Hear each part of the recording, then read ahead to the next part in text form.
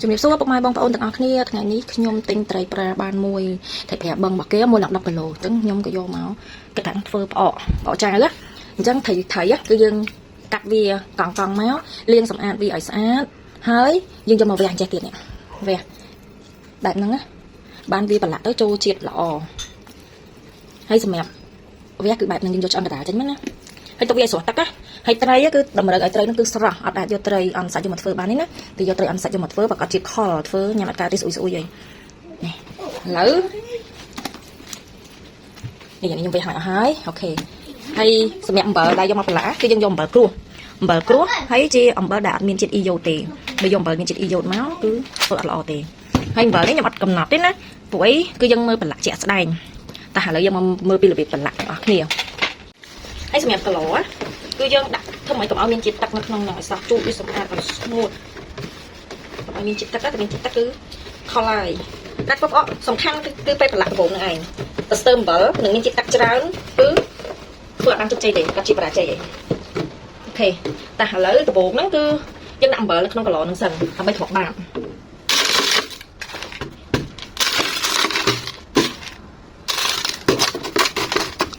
បាទវាអញ្ចឹងមកតោះមិនចាំកាន់ប្រឡាក់ត្រីអូខេញ៉ាំអំបិលគឺយើងប្រឡាក់ដាក់ចូលក្នុងប្រឡោះកលីដាក់នឹងមកយើងអត់កំណត់ថាគួរតែដាក់អំបិលនឹងប្រហែលគីឡូយើងអត់ដឹងទេសំខាន់លើការប្រឡាក់ជាក់ស្ដែងបែបហ្នឹងគឺយើងដាក់អត់ឲ្យស្ទើរអំបិលពេកទេហើយតាមប្រឡោះឡើងគឺត្រូវដាក់មានអំបិលឲ្យគ្រប់ប្រឡោះកុំឲ្យវាបាក់សាច់ត្រីអញ្ចឹងគឺយើងស្កប់វាបែបហ្នឹងតែប៉ុន្តែអំបិលនេះក៏ត្រូវបុកវាឲ្យម៉ត់ជាងនឹងទៀតមិនដែលសាញ់បញ្ញាពេកអត់ដាក់បុកអូខេប៉ុណ្្នឹងមកគឺយើងដាក់ចូលក្នុងគីឡូដាក់កាត់វាចឹងក៏បានដែរ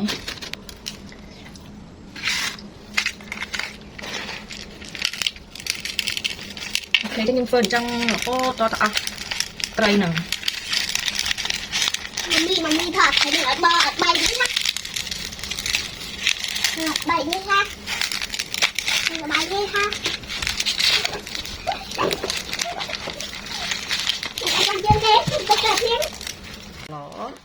គឺយើងត្រូវញុកវាឲ្យណែនហើយពេញគីឡូហើយគឺយើងដាក់អំបិលចូលហ្នឹងហើយកន្លែងនេះខ្ញុំបញ្ជាក់បន្តិចចាអញ្ចឹងពេលដែលយើងប្រឡាក់ដាក់ចូលគីឡូហើយខាងលើគីឡូដែលចិត្តពេញហ្នឹងគឺយើងដាក់អំបិលបន្ថែមដើម្បីកុំឲ្យខាងលើហ្នឹងវាការពារវាផ្សិតខាងលើហ្នឹងដោយសារទឹកពេលដែលយើងប្រឡាក់ទៅអំបិលទឹកអំបិលហ្នឹងគឺវាអត់ដល់ខាងលើទេអញ្ចឹងមិនយើងត្រូវរោយអំបិលថែមពីលើកន្លែងហ្នឹងហើយគីឡូហ្នឹងគឺយើងត្រូវសកត់វាឲ្យណែនកុំឲ្យវាប្រហោងមានប្រហោងចន្លោះអញ្ចឹងណាអញ្ចឹងត្រូវសកត់វាឲ្យណែនបានល្អ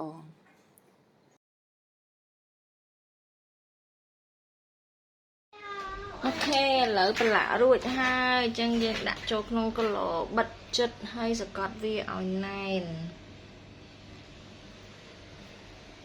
អូខេយើងទុកវារយៈពេល15ថ្ងៃទៅ20ថ្ងៃបានយើងចាប់ផ្ដើមចាវអូខេបាយអូខេអ្នកទាំងអស់គ្នាដំណើរការនៃការធ្វើផ្អករបស់យើង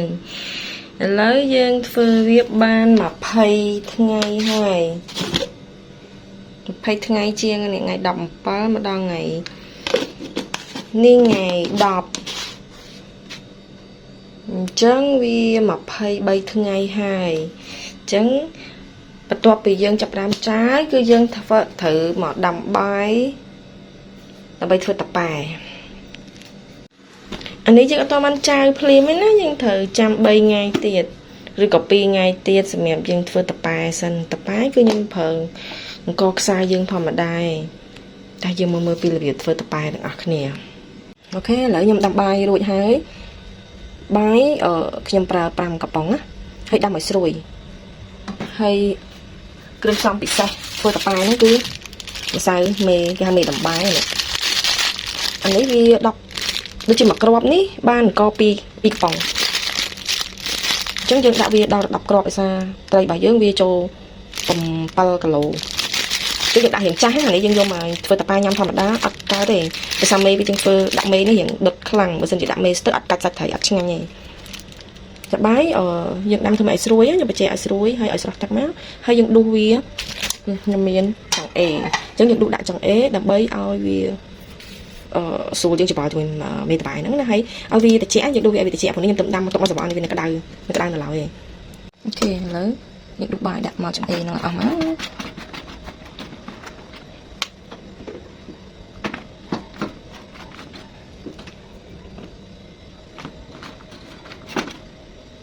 អញ្ចឹងយើងដួសវាច្បល់វាអញ្ចឹងឲ្យវាត្រជាក់សិនណាអត់ទាន់ដាក់មេតបាយទេឥឡូវទុកឲ្យបាយនោះរៀងត្រជាក់បន្តិចសិនញ៉ាំមកមេតបាយនេះយើងគុនគូតាមសាច់ត្រីណា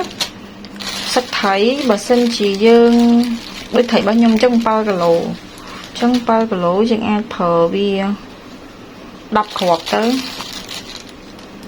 ជាទូទៅបើសិនជាយើងមានអាធំជាងហ្នឹងអាខ្នាតធំជាងនេះគេអាច1គីឡូ1គ្រាប់តែនេះវាមានតែទូចខ្ញុំអត់ដែរប្រើហ្នឹងខ្ញុំផ្លាស់ពីស្ទើបើដាក់1គ្រាប់ហើយស្ទើអញ្ចឹងខ្ញុំដាក់លើបន្តិចទៅតែប៉ុន្តែដាក់តែ7គ្រាប់អីទេតែដោយសារនេះវារៀងស្ទើពេកអញ្ចឹងហ្នឹងបើយើងវាមេតបាយស្ទើពេកអត់កាច់ល្អទេវាធ្វើឲ្យត្រីរបស់យើងរឹងវាអត់ទន់ឆ្ងាញ់ណាអញ្ចឹងឥឡូវតាយើងចាប់ដើមលេងខ្ញុំទុក1គ្រាប់ទុករយពីលើ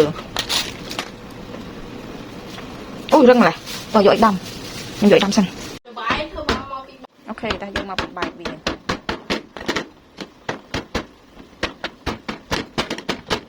អូខេអញ្ចឹងយើងបុកវាឲ្យម៉ត់បានប៉ុណ្្នេះទៅតែយើងចាប់តាមយកវាទៅរោយនៅលើបាយអូខេអញ្ចឹងយើងរោយវាធ្វើម៉េចឲ្យសព្វ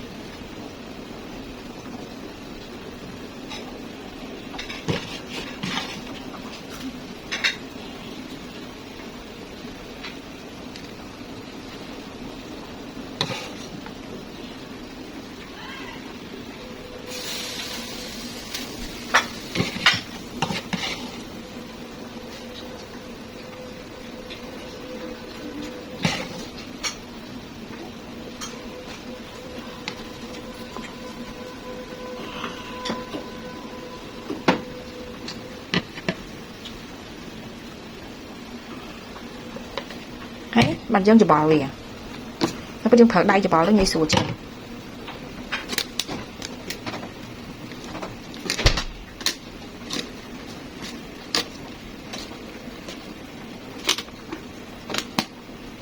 ខ្ញុំធ្វើលិចបាយស្រាអញ្ចឹងណាក្លិនរបស់វាសបាយហ្នឹងណា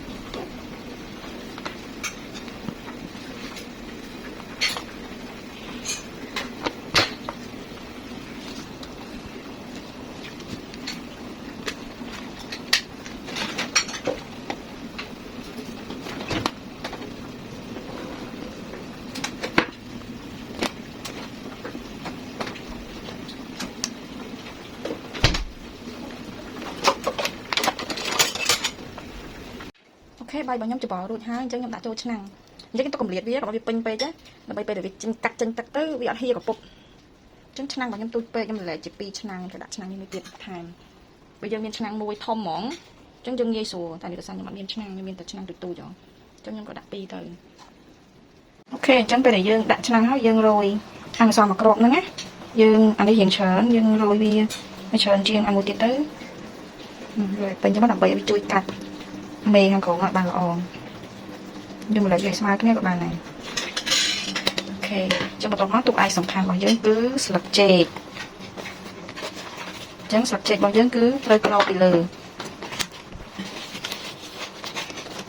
ក្រោបវាឲ្យជិតល្អស្លឹកចេកនេះគឺយើងលាងសម្អាតវាឲ្យស្អាត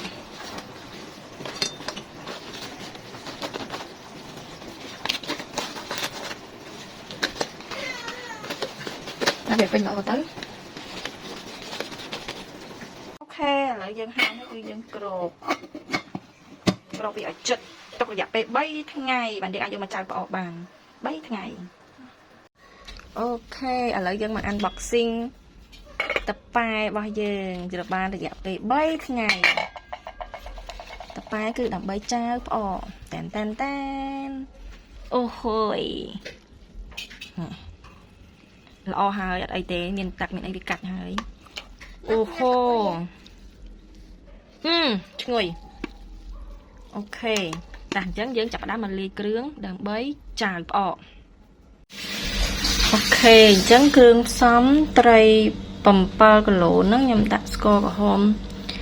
កន្លះគីឡូហើយនឹងចេកទុំ 2 ផ្លែដើម្បីចៅផ្អកយើងធ្វើផ្អកចៅតប៉ែធម្មតាយើងអត់មានអីផ្សេងទេមានគ្រឿងតែ2មុខនឹងទេតែយើងមកច្បល់អានេះនឹងចូលគ្នាតែយើងចាប់តាមលាយគ្រឿងផ្សំទាំងអស់ចូលគ្នាមានស្ករសហើយនឹងចេកនេះចេកណាំវ៉ាតុងណា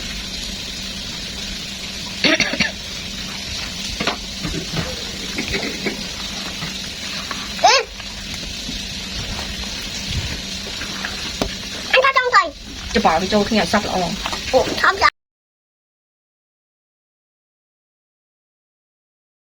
จังยังจะบอกโจขึ้นอย่างซับละอองนะยังđã chê chắc làไปchui vào vì cắt giật thầy nó ban lò đấy tết còn đã tròn còn tập pi tập bay khai ban này trên cho trên tùng trốn anh ấy mà đen để dân bắt đắt con linh để dân bắt đắt này cái dân thở cò sai bài làm bài cò sai nhưng trong phần co tầm nào của bác này bên tay em tờ lọt thơ ở cò sai bên phương cò sai từ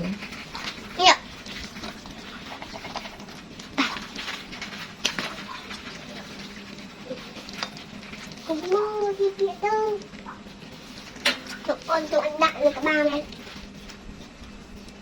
đó mình nói mình chắc chân chụp ảnh này hai chụp ảnh thì tập viên mà lái chân chụp đam sarang có đây giờ ban lẳng á sarang với chân bị tắc bờ lần chân liên tắc liên này anh chân liên tắc không mà đái đó dân còn này cái lọc tắc liền không nữa anh ắt trên bờ vô mau chai chân còn ao viên nơi trên bờ có bị prai á chân liên tắc nó sao đó hay tắc đấy á cái dân ăn từ phơ ở tắc thầy ban kia đấy chân trong video khối nhưng bằng 2 pi là việc phơ tắc ngao tắc tray tóc nhằng tiện chân nên liên tắc nó đo mùi to tỏ hết hay như bà chị áp tắc nó cứ dân tray nó chọn đi vô từ liên tắc so tắc sao ấy chết đấy chứ nó thật tắc kì thật tắc ai phơ ở nó độc sao đây chân thật bị giặt hay cả lọ để dân thời vô mà trang nó cứ thời là xa bắt miên tắc tê chu sùng một về xa hay chức năng đi mấy chức năng nhung đục nhung tạc bài tê chân liên tạc bài ở đây tê hay thấy bà lạ hỏi tôi to tạc hình trắng á hay khăn biết cứ ngồi ở bên thông kho sôi á mà sau này dân bà lạ tao bên thông khăn kho sôi á bà trai tê bà trao ta hừng tôi ta nhà mặt ca đây bênนี้chânสำคัญนะตำหนักการระบบไปได้bà lạ nó cứ dân lấy thường mất ở sạch tây rừng bạc năng nè lứ mấy hai nữa cái gì chụp tắt năng à tắt không trai à làm cho ngôi mà đi mắt mình chẳng phải để dân lã dân chia bạc đó thì phải để dân đậm vào châu nồng nâng tới cứ việc ban sọc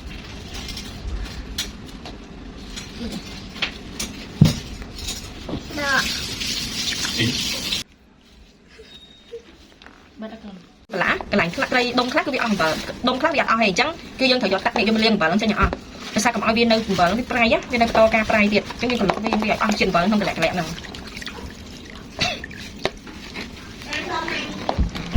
sang cho tắt cái nè nhưng sang cho tắt cho bẩn này prai này chẳng phải để những cái smell của tắt đấy như việc sơi prai chăng chắc bằng bơ này nó sao đấy cứ chào hai những phải cà tê như này trong video kéo cho như bằng 2 pi rồi biết smell tắt đấy do nó cái smell của tắt đấy chết đấy chui mà ok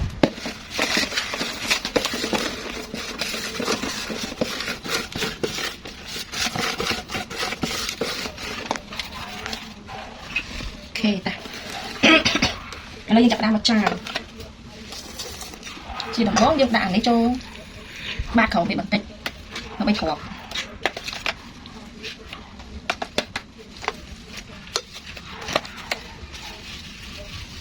chẳng dân chặt đám vô viên mà là trà viên mẹ không nạp cái vô đầu phần kia đồ con nó bay bay ngay ta chẳng dân trai đặt cho lọc đi nó méo ôi đông xe nó mà không có té không bơi té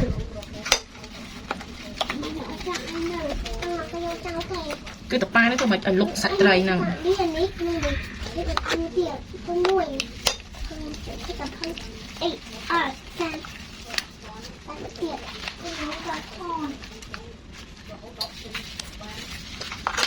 con nuôi con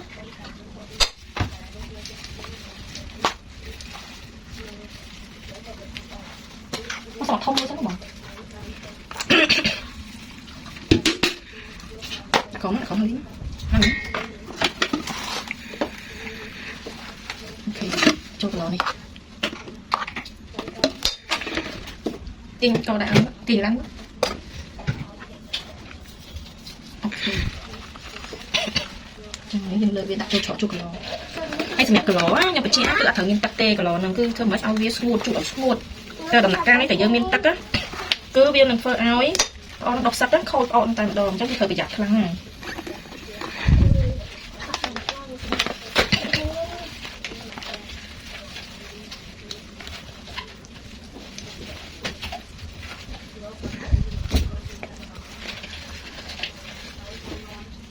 ចឹងដាក់វាឲ្យសព្វចឹងណា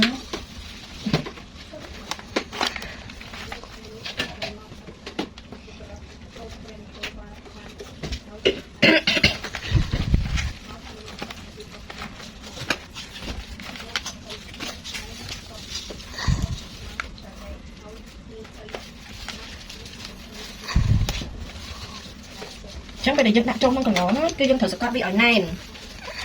មិនថាឆ្អឹងមិនថាសាច់ទេគឺយើងធ្វើអញ្ចឹងដូចគ្នាទៅប្រយ័ត្នដូចគ្នាផលគ្នាទៅផងដូចគ្នាដែរគ្នា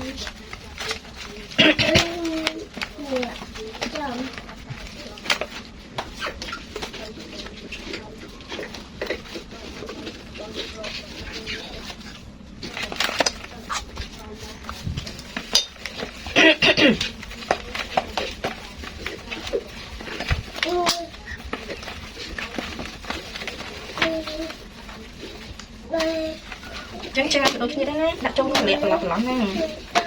ឲ្យសប់ដើម្បីវាកាត់សាច់ត្រីនោះបានល្អ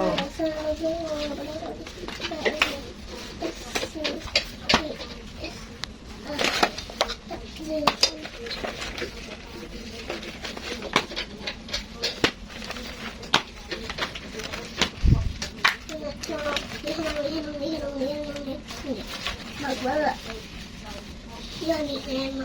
có nó mẹ rồi ủa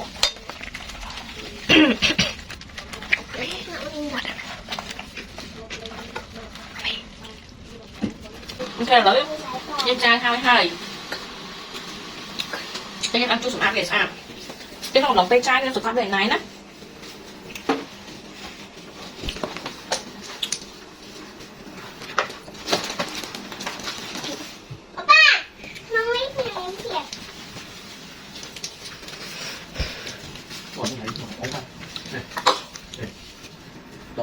ngày đâu có tí lắm mua bên này lượt đó mua vậy đó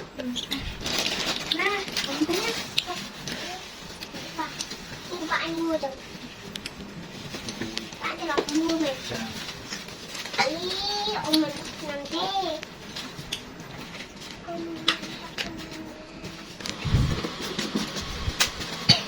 mua viện chật chật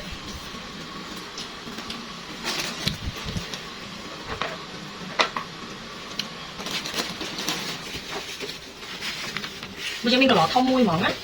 đặt lọ thông môi mỏng tại sao nó mình có lọ tức là nó đặt tôi chờ cái lọ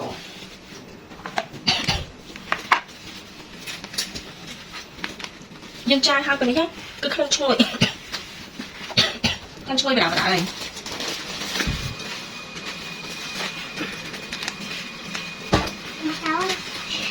rồi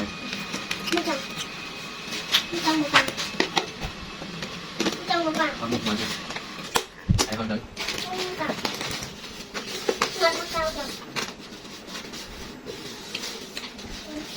chứ còn những dân trai với tôi là đẹp về một hai tháng tới 30 ថ្ងៃmình dân ai vô mới trồng hơi luôn bàn ok chân ca trắng củaយើងមានតែប៉ុណ្្នឹងទេអស់ហើយអញ្ចឹងរងចាំពេលដែលវាកាច់ឆ្ងាញ់ហើយចាំខ្ញុំចំហុយហើយនឹងភ្លក់ទៅមើលទាំងអស់គ្នាថាវាឆ្ងាញ់អត់អូខេបាយ